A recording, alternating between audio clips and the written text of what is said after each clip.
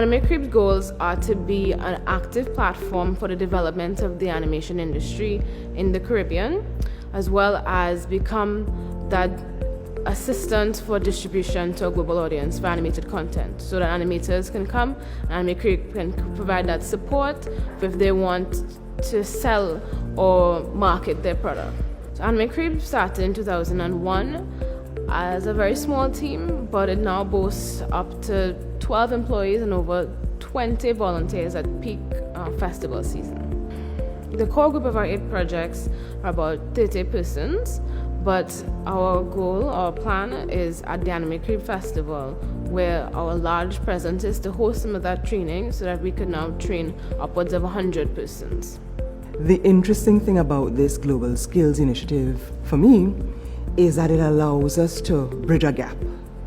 Over the years, through the festival, we've seen a gap where students are coming out of secondary and tertiary level education, but they're not quite ready for what the workforce requires. So now, with being an awardee of IDB, this actually allows us to fund this type of training, which will then impact on the overall projects that we have existing, and will allow us to further create such content, or create even a model for this type of training that can be replicated later on with any other projects that may come our way. This program is very helpful to Avasant as well, and to our business, because part of our objective is to become an integrated part of the local economy. As we train individuals and young people in particular for gainful employment, we benefit the whole economy. Avasant today works within Trinidad as its Central American headquarters, and we work from that Central American headquarters to support the entire region. What I love about this Global Services Initiative is that it is focused on the youth, primarily. It brings together businesses that have a certain demand and ensures that the training connects to those businesses.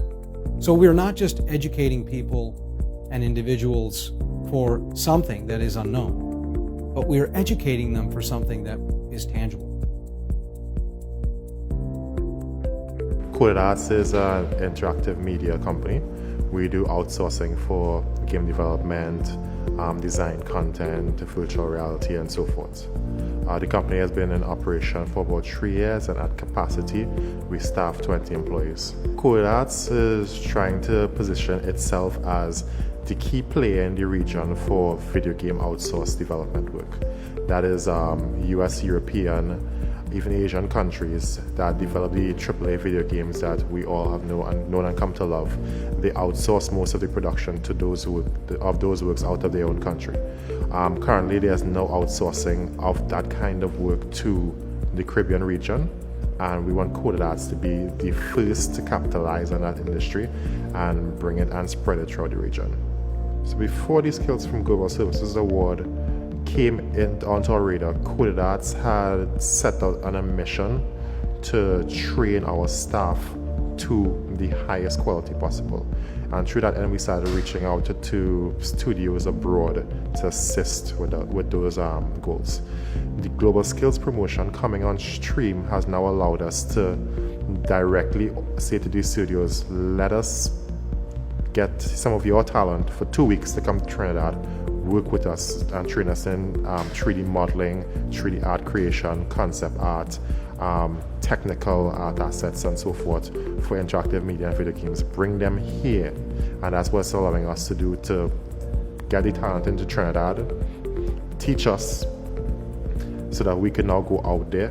Having a gaming sector right here within this country allows us to tap into one of the largest entertainment industries and technology industries globally right here in Trinidad. Fujitsu has been operating in Trinidad and Tobago for over 65 years, and during this time we have played a pivotal role in working with private sector and government to transform both their businesses and their organizations.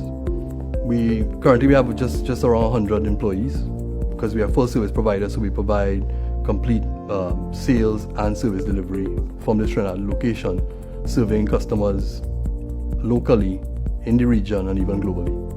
Our project is focused around developing cybersecurity skills and expertise in Trinidad and Tobago to service not just local customers, but also customers throughout the region and across the globe. So we selected the area of cybersecurity skills because it's very relevant, particularly digital marketplace that we're operating in. Is relevant for both private sector and government. As you're aware, cybersecurity attacks, they're getting more prevalent as we conduct online transactions and business, and threats are getting more and more sophisticated. So there is a global market for services and professionals in the area of cybersecurity skills. So the program is intended to develop not just Fujitsu employees, but also including ICT graduates who will benefit from certification as well as practical cybersecurity skills and training through this initiative. Embarking on this cybersecurity skills area will help expand that business potentially in serving a global marketplace. Well, Lagoon Animation Studios was founded in 2011 and we began operating in 2013. Thus far, we're a small team of just about 3 persons. However, we do bring on other candidates on a part-time basis. We specialize in computer animation as well as providing training to students. The animation industry is quite saturated in a way with a lot of well-established industries in the US, in Europe, in Asia. So to make the Caribbean and Trinidad and Tobago really stand out, we have to find a unique way in which we can bring eyes towards us, that potential investors can say, hey, we like what they're doing in Trinidad and Tobago, we like what they're doing in Lagoon Animation Studios. We need to look outside to other markets to really and truly bring in more work. Now, one of the challenges to that is that we need to build up more people, so to speak, who will be able to execute that work. So this skills training opportunity will allow us to train up individuals as well as to launch our online training portal.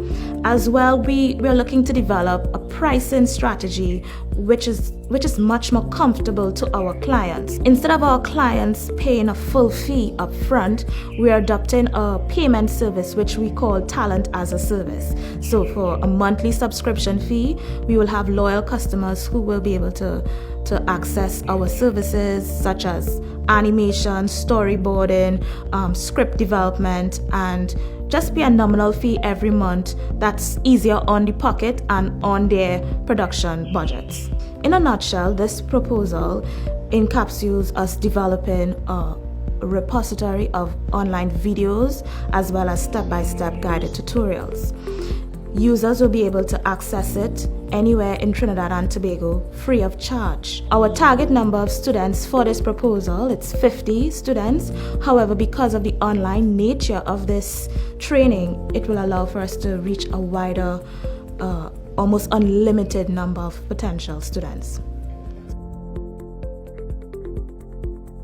We had a founder, Miss Maureen Arnold, and she was very strong in the belief that there have to be opportunities for our rural youth, and she saw them being in ICT and media skills. So we would train them in video production and the basic literacy that goes along with that. So everything has now gone digital media, so we have to change with that transformation of social justice, and that's why we created this project as well. We intend to now bring fundamental digital media skills to 150 young people in these 6 rural communities in Trinidad and Tobago.